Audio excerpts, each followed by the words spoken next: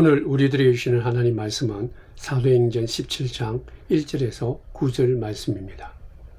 그들이 암비볼리와 아볼로니아로 다녀가 데살로니카에 이르니 거기 유대인의 회당이 있는지라 바울이 자기의 관례대로 그들에게로 들어가서 새 안식일에 성경을 가지고 강론하며 뜻을 풀어 그리스도가 해를 받고 죽은 자 가운데서 다시 살아나야 할 것을 증언하고 이르되 내가 너희에게 전하는 이 예수가 곧 그리스도다 하니 그 중에 어떤 사람 곧 경건한 헬라인의 큰 무리와 적지 않은 귀부인도 구원함을 받고 바울과 실라를 따르나 그러나 유대인들은 시기하여 저자의 어떤 불량한 사람들을 데리고 때를 지어 성을 소동하게 하여 야손의 집에 침입하여 그들을 백성에게 끌어내려고 찾았으나 발견하지 못하며 야손과 및 형제들을 끌고 업장들 앞에 가서 소리질러 이르되 천하를 어지럽게 하던 이 사람들이 여기도 이르매 야손이 그들을 맞아 들여도다.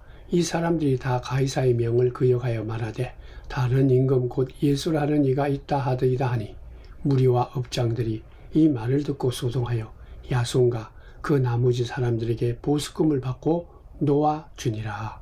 아멘.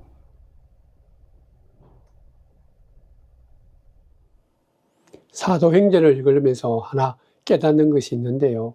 주의 복음이 증거되면 두 가지 반응을 나타난다는 것입니다.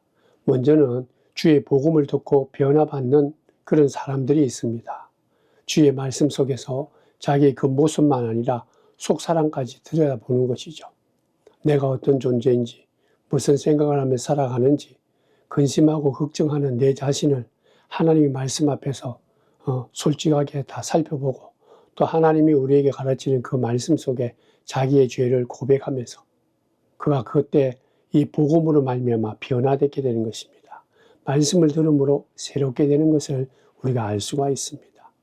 예수 그리스도의 이 복음만이 내 속에 있는 이 모든 죄를 용서해주고 하나님의 은혜와 사랑만이 나를 살리는구나. 하나님의 그 능력이 나를 새롭게 하는구나 라는 것을 알고 주의 복음을 받아들이는 그런 존재들이 있습니다. 그러나 그 반대로 주의 말씀을 들을 때 그 말씀에 대해서 부딪히고 충돌하고 받아들이지 않는 그런 사람들도 있습니다. 인간이 가지고 있는 교만함과 그들이 깊은 내면에 속해 있는 그 죄악이 드러날 때 하나님 말씀을 듣고 그것을 내놓고 자기 자신을 변화시키는 것이 아니라 자기가 갖고 있는 이 모든 것들을 고수하기 위해서 말씀을 내치는 것이죠. 말씀과 부딪히는 것입니다. 말씀에 저항하는 것이죠. 그것이 어떤 때는 자기가 갖고 있는 가치관, 또 자기가 배우고 있었던 또 경험했던 그런 학문들, 또 아니면 자기가 지금까지 믿고 있던 종교일 수도 있는 것입니다.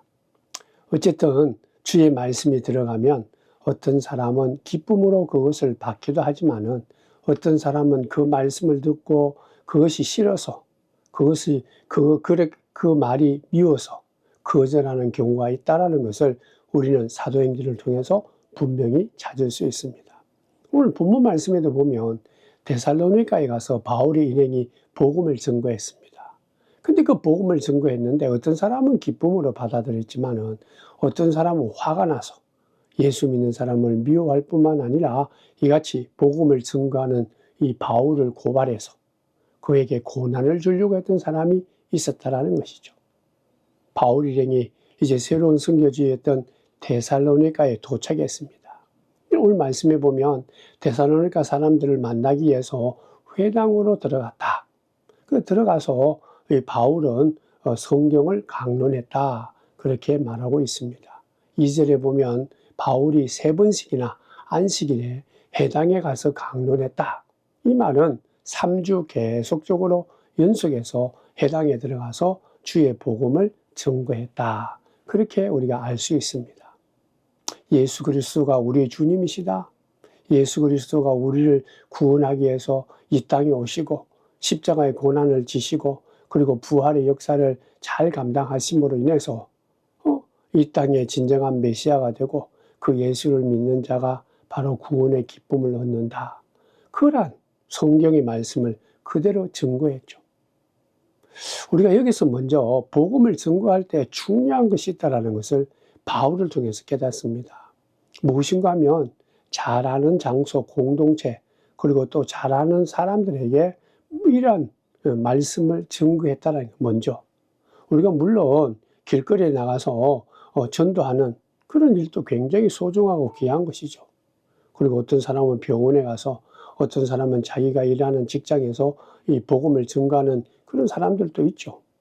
우리가 살아가는 삶의 자리 어느 곳에서도 복음을 증거하는 것 다 귀하고 좋지만은, 오늘 바울을 통해서 깨닫는 것은 내가 잘 알고 내가 늘 거하는 익숙한 곳, 익숙한 사람들에게 복음을 증거할 수 있다는 것은 참 귀하고 좋은 것이다, 그런 얘기죠. 또한 이 바울은요, 이 전도하는 그 방법이, 그리고 단순히 자기가 잘 알고 있는 주변의 그런 내용보다는 복음의 핵심을 바로 그들에게 증거했다라는 거죠. 우리가 흔히 예수를 증거할 때 교회 한번 나와봐라, 우리 교회 참 좋다, 좋은 사람들도 많고 또 좋은 목사님이 계신다, 그래서 우리 함께 예배를 드리자, 뭐 이렇게 전도하죠. 괜찮습니다. 중요하죠. 근데 오늘 바울은 그것보다, 주변의 얘기보다 먼저 복음 자체를 그들에게 아주 설득하고 설명했다라는 것이죠. 그들에게 복음, 성경의 말씀을 강의하면서 예수님께서 십자가의 해를 받으셨다, 고난을 받으셨다, 우리 죄를 위해서. 근데 다시 죽은 자 가운데서 부활하셨다. 그분이 바로 우리 유대인들이 그렇게 믿고 고대했던 메시아다. 그분이 바로 이 땅에 구약의 예언을 성취하게 오신 그 메시아다. 바로 이 사도 바울은 이 회당에서 이 안식일에 그 복음의 핵심을 자신 있게 증거했다라는 것이죠. 성도 여러분, 우리는 복음에 대해서는 확신을 가져야 됩니다. 내가 예수 그리스도에서 전부 다 알지 못한다 할지라도, 내가 예수 그리스도를 믿어서 뭐 크게 변한 것이 없다 할지라도, 내가 예수를 믿으니까 참 좋더라, 예수님의 사랑을 내가 경험하니까 그 사랑 때문에 내가 이 땅에서 가장 행복하다, 그리고 그 예수 그리스도가 주신 그 복음을 내가 믿고 나니까 내 마음속에 참 이때까지 누리지 못한 기쁨과 감사와 평강이 있더라. 이런 감사의 고백은 우리는 분명히 얘기할 줄 알아야 됩니다. 내 자신의 개인적인 신앙적인 고백을 내가 잘 아는 지인들에게, 늘 함께 만나는 사람들에게, 또 심지어는 우리가 전혀 모르는 길거리에서 사람들에게 증거하는 것, 이게 바로 바울을 통해서 복음을 증거하는 그런 방법들입니다. 이같이 사도 바울은 복음을 증거했어요. 근데 이 복음을 증거했을 때 이 복음에 대해서 이렇게 받아들이는 사람이 열렬하게 그 말씀을 듣고 기뻐했던 자들이 생겼습니다. 오늘 성경에 보면 유대인들 가운데서도 상당수가 말씀을 듣고 감명을 받았다. 특별히 이 헬라인들 가운데서도 복음을 받아들이는데, 그 헬라인들은 하나님을 아는 자, 경건한 자죠. 경외하는 자들이었습니다. 그들이 이 복음의 말씀을 듣고 감동을 받았다. 그들이 그렇게 알고 있었던, 그 기다렸던 구약에서 예언했던 메시아가 예수님이구나. 바울을 통해서 유대인들과 경건한 헬라인들이 받아들였죠. 또 놀랍게도 적지 않는 귀부인들, 이 귀부인들이라는 건 그 당시 상류 축에 속해 있는 그런 귀부인들이죠. 헬라인들입니다. 이들이 함께 또 이 복음의 말씀 속에 들어왔다, 믿었다라는 것이죠. 이같이 바울이 증거하는 예수 그리스도의 이 십자가의 고난, 부활의 생명, 이 하나님의 복음을 들으면서 예수를 믿겠다라는 결심하는 그런 귀한 자들이 생겼다. 성령의 역사다, 성경은 얘기합니다. 이 바울이 이같이 증거하는 그 복음의 말씀 속에 이들 마음에 문을 활짝 열고 믿음으로 고백하는 자들이 있었다라는 것이죠. 이같이 이 회당에서 주의 복음을 증거할 때, 성경을 강론하며 복음을 증거할 때 신앙의 열매가 있었습니다. 근데 또 한편에 오늘 말씀해 보면 전혀 반대편에 있는 사람들이 있었습니다. 그들은 오히려 받아들이기는 그냥 소동을 일으켰죠. 아주 요란스럽게 등장하는 것을 볼 수가 있습니다. 회당의 한쪽에는 신앙의 열매가 이루어지고 기뻐하고 감사하고 정말 하나님께 영광을 돌렸던 그런 무리들이 생겼죠. 근데 그러한 무리들을 보면서 다른 유대인들 마음속에는 시기하는 마음, 질투하는 마음이 생겼다. 성경은 말합니다. 왜냐하면 그동안 그들이 갖고 있던 이 기득권, 유대인의 혈통이나 할례를 받았다. 유대인들만 선민이다. 라는 이런 기득권이 위협을 받게 생겼다는 거죠. 그래서 그 모여있던 이 유대인들이 이 다른 사람들이 또 그리고 자기 옆에 있는 사람들이 다 그리스도인이 되면 어떻게 하나 하는 그런 위협감, 위기를 느끼면서 오늘 성경에 보면 시기하고 질투해서 그래서 이 유대인들이 불량배를 동원했다. 그래서 이 사도 바울의 일행을 이 핍박했다. 고난을 주었다. 그렇게 말하죠. 5절 말씀입니다. 그러나 유대인들은 시기하여 저자의 어떤 불량한 사람들을 데리고 때를 지어 성을 소동하게 하여 야손의 집에 침입하여 그들을 백성에게 끌어내리고 찾았으나 아마 야손이라는 사람의 집에 바울 일행이 머물렀던 것 같습니다. 그래서 저자에 있는 불량배들을 이용해서 바울과 실라가 있는 그 야손 집에 찾아간 거예요. 근데 그때 마침 바울과 실라는 없었습니다. 바울이 이같이 시기하고 질투하는 유대인 때문에 고통을 받고 핍박을 받는 그 모습이 바로 오늘 본문 6절에 분명히 기록하고 있습니다. 천하를 어지럽힌 사람이 여기에 있다. 천하를 어지럽힌다. 그런 비난을 받는 것이죠. 성도 여러분, 계속해서 우리가 사도행전을 보면서 특별히 사도 바울이 하나님께 부름을 받고 정말 이방 나라에 선교하는 선교사의 일을 할 때마다 그가 증거하는 선교 현장마다 앞서서 우리가 보았듯이 복음을 기쁨으로 받고 감사함으로 믿는 자들이 있는가 하면 꼭 반대 세력도 있었다. 바울을 음해하고 고난을 주고 핍박을 주는 그런 세력들이 꼭 함께 있었다는 것이죠. 끊임없이 반복적으로 이루어지는 것을 볼 수 있습니다. 하나님께서는 이 같은 바울이 복음을 배척하는 반대 세력을 통해서 고난을 당하는데 이 고난을 통해서 바울에게 새로운 역사, 새로운 하나님의 뜻을 증거하고 또 바울은 그런 고난을 당할 때마다 낙심하기는커녕 오히려 하나님의 선하신 뜻이 있다는 것을 깨닫고 새로운 일을 하는 것을 우리가 볼 수가 있습니다. 고난을 좋아하는 사람 아무도 없죠. 기뻐할 사람도 아무도 없습니다. 사람이라면 인지상정이죠.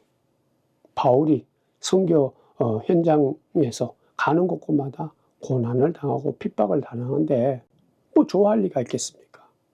그럼에도 불구하고 바울이 깊이 마음속으로 믿음으로 깨달은 진리가 하나 있었습니다. 그것은 하나님께서 나를 여기서 떠나라고 하는구나. 여기서는 떠나고 다른 곳으로 가라 그러니 빌립보에서 매를 맞고 감옥에 투옥되었죠. 그 감옥 속에서 간수가 회개하고 온 가족이 예수를 믿었습니다. 그런데 다른 사람들이 그러한 모습을 보고 바울을 시기하고 고발했죠. 고통을 받습니다. 핍박을 받았죠. 그때 이 사도 바울은 또 신라는 이것을 하나님의 이 섭리로 하나님의 뜻으로 받아들인 거예요. 이제 이곳을 떠나야 되겠다. 그래서 그 빌립보를 떠나서 지금 데살로니가로 온 거예요. 근데 오늘 또 데살로니가 와서 복음을 증거했는데 고난을 받습니다. 그러니까 이제 이 고난을 받은 이 사도 바울이 또다시 하나님의 뜻을 기억하고 베레아라는 지역으로 가게 되죠.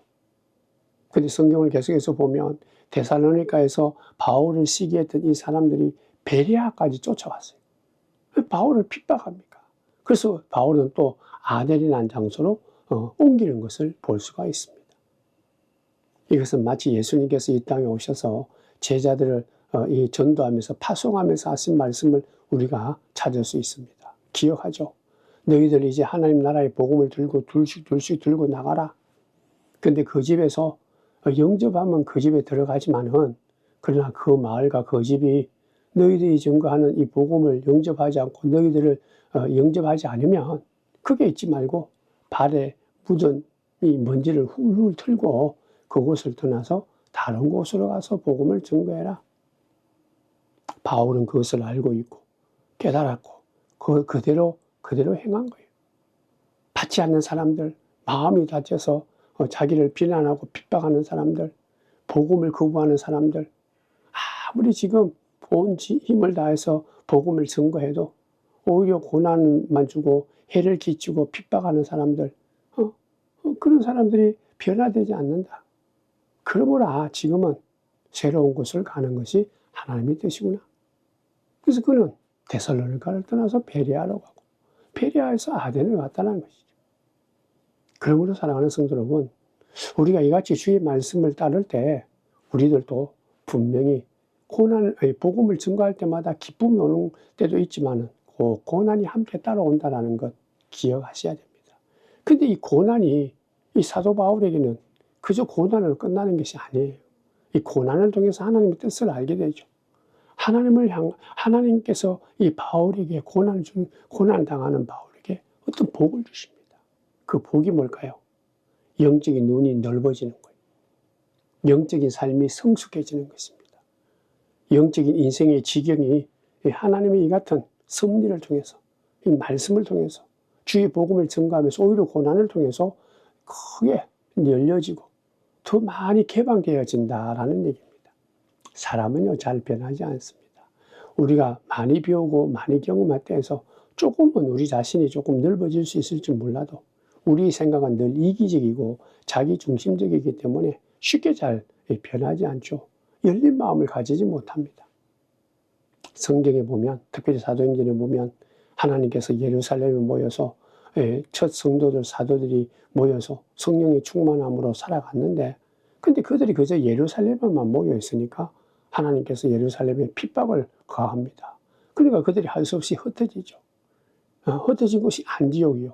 그리고 또 지중해 근방의 다른 이 지역으로 그들이 흩어지기 시작합니다. 분명히 복음을 통해서 고난과 순환을 받는 그런 역사지만은 오히려 그 순환과 핍박이 예루살렘에만 모여있던 주의 복음이 땅끝까지 이르러 세계적인 종교가 되도록 하나님께서는 복을 주셨다는 거죠. 이 고난과 핍박을 통해서 기독교의 복음은 전 세상에 우주적인 복음의 역사로 확대되었다는 것이죠. 이게 바로 사도행전이 우리에게 주시는 귀한 말 아닙니까? 너희들이 성령을 받으면 예루살렘에서 사마리아에서 이제 나아가서 땅끝까지 이르러 주의 복음을 증거하는 사람이 된다. 바울은요, 그것을 믿음으로 깨달은 거예요. 이 고통을 받고 힘들고 어렵지만은 그러나 이 고통이 오히려 하나님의 더 큰 역사, 나에게 하나님의 더 큰 사랑과 기쁨, 하나님의 그 복음을 증거할 수 있는 기회를 준다. 복음을 열심히 듣는 사람에게 우리가 간절한 마음으로 복음을 선포해야 되죠. 그들이 그 복음을 사모하는 마음으로 받아들임으로 그들이 주의 사랑을 받아들이고 성령의 열매를 맺는 것 너무나 감사하죠. 그러나 주의 복음을 증거함으로 고통이 오고 핍박이 온다 할지라도 우리들은 그 자리에서 사도 바울이 주저없이 그 자리를 떠난 것처럼 또 하나님께서 새로운 길을 열어주신다는 그 새로운 것을 향해서 나아가는 믿음의 사람이 되어야 될 줄 믿습니다. 하나님께서는요, 우리를 통해서 주의 복음이 온 세상에 증거되기를 원하는 거예요. 특별히 우리가 주의 복음을 증거함으로 이같이 생각하지 못했던 고난이 오더라도 염려할 필요가 없는 거예요. 이 고통이 오히려 사도 바울에게는 더 넓은 하나님이 선하신 뜻, 자기가 생각했던 복음의 이 지경이 더 넓어지는 것을 경험한 겁니다. 성도 여러분, 오늘 사도 바울이 당하는 이 고통은요, 어떻게 생기는가? 오늘 본문에 보면 바로 하나님을 잘 안다고 하는 유대인들 마음속에 시기하는 마음이 생겨서 바울을 고통 주게 했다라는 거예요. 여기서 우리는 아주 귀한 것 깨닫습니다. 시기심. 이 시기심 인간을 부패하게 하고 인간을 타락하게 하고 인간의 뼈를 녹이는 그런 악의 존재다. 악의 근본이다. 시기심 때문에 우리는 하나님이 허락하시는 그런 축복, 하나님이 허락하시는 그 놀라운 기쁨과 그 감사, 그 은혜의 삶을 다 누리지 못하게 하는 거예요. 시기심 때문에. 그러니까 내 스스로를 늘 살펴보아야 됩니다. 그러므로 우리가 예수 믿는 자가 늘 예수의 이름으로 하나님 앞에 나가서 던져버리고 새롭게 해야 되고 이겨나가야 될 것이 시기심이에요. 시기심을 늘 언제든지 날마다 항상 주님 앞에 내어놓고 십자가 앞에 내어놓고 우리가 그것을 이겨나가야 되는 것이 믿는 자의 가장 중요한 이 영적인 삶입니다. 이제 고인이 되었는데 이 외수라는 사람이 쓴 시가 있습니다. 시 제목이 부패인간 대 발효인간이라는 시입니다. 그 내용이 이런 거죠. 시간이 지나면 부패되는 음식이 있고 시간이 지나면 발효되는 음식이 있다. 인간도 마찬가지다. 시간이 지나면 부패되는 인간이 있고 시간이 지나면 발효되는 인간이 있다.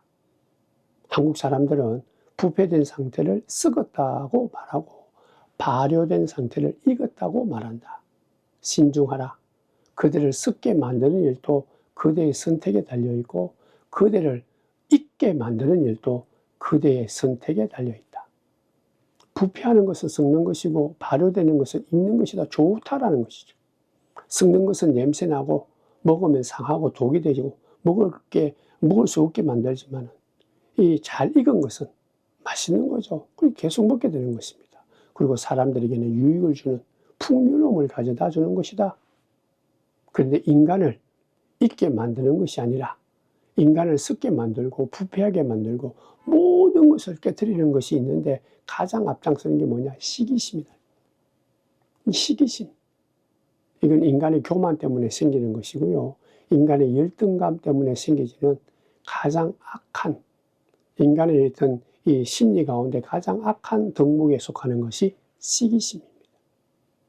잠언 14장 30절에도 보면 평온한 마음은 육신의 생명이나 시기는 뼈를 썩게 한다.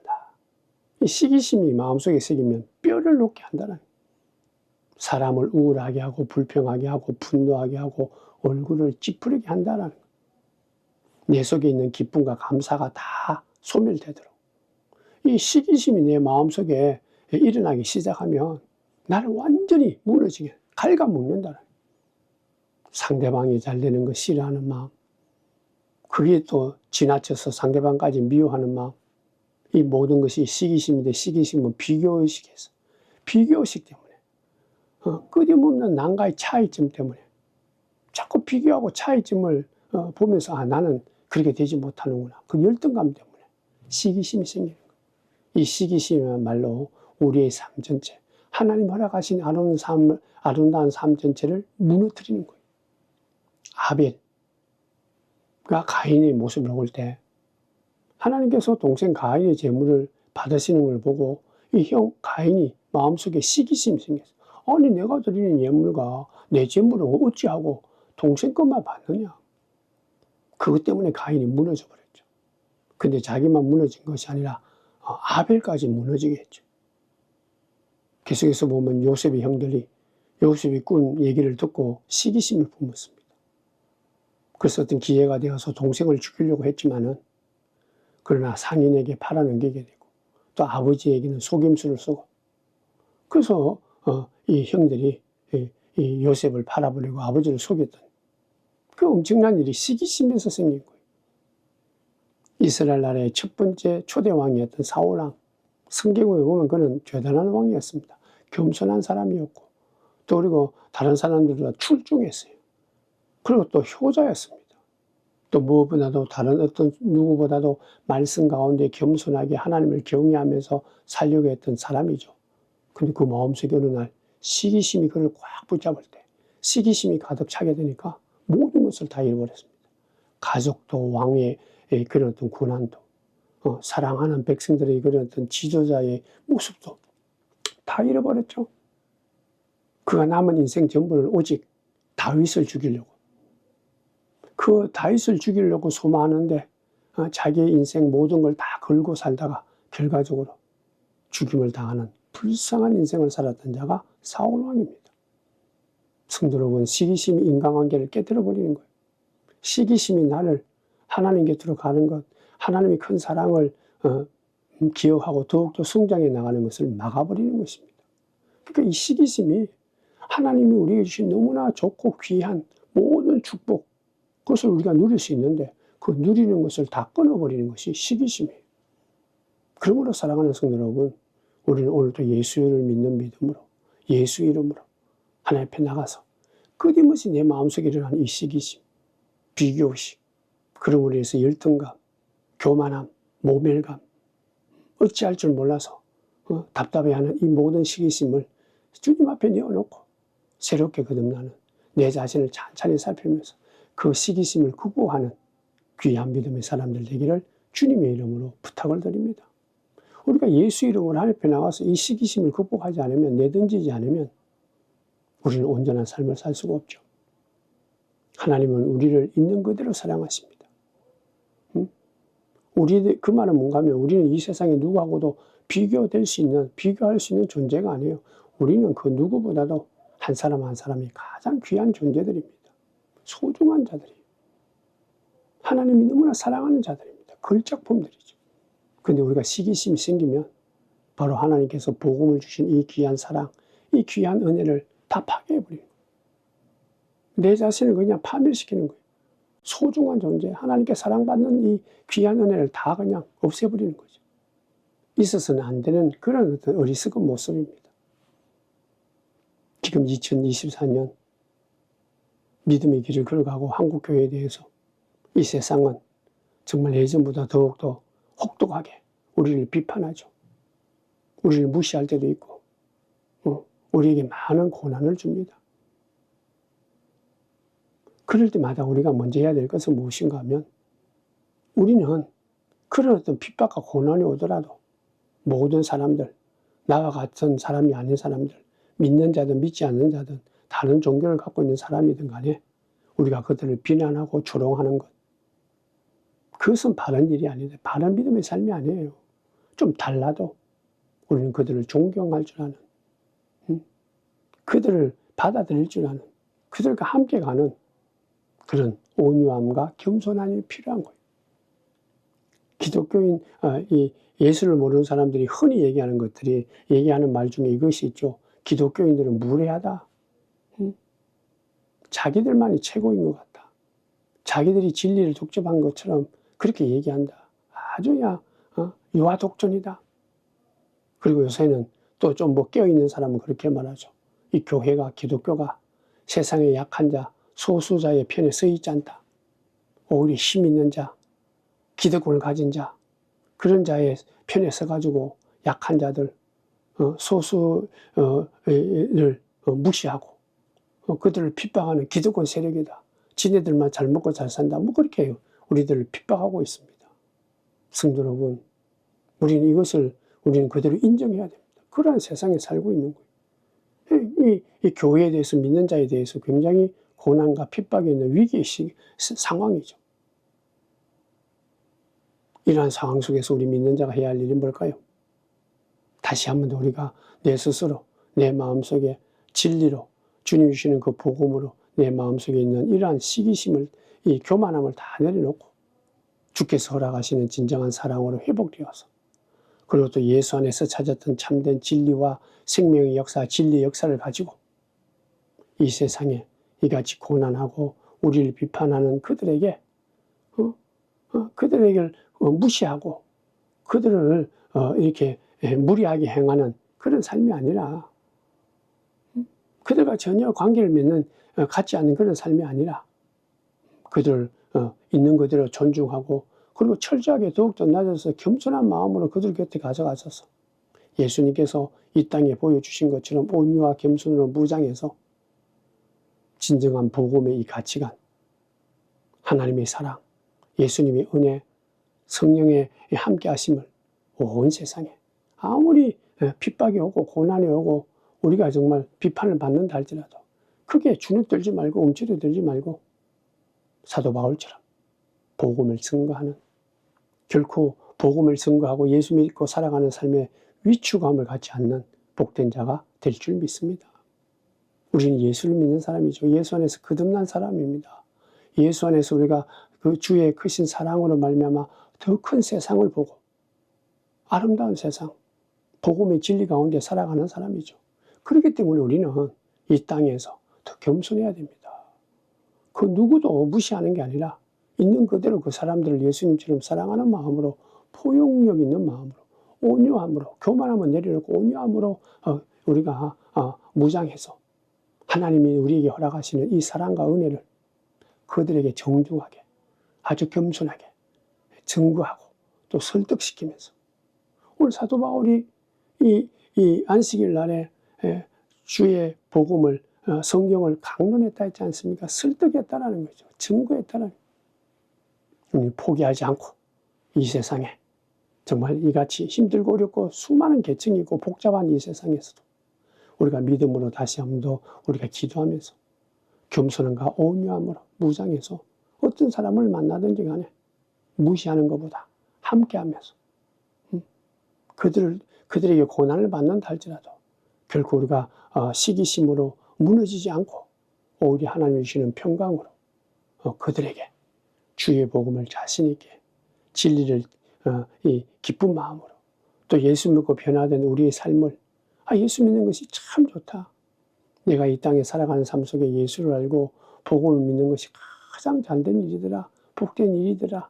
자신 있게 증거하는 하나님의 뜻을, 하나님의 복음을, 하나님의 역사를 이루시는 믿음의 성도들 다 되시기를 주님의 이름으로 축원드립니다.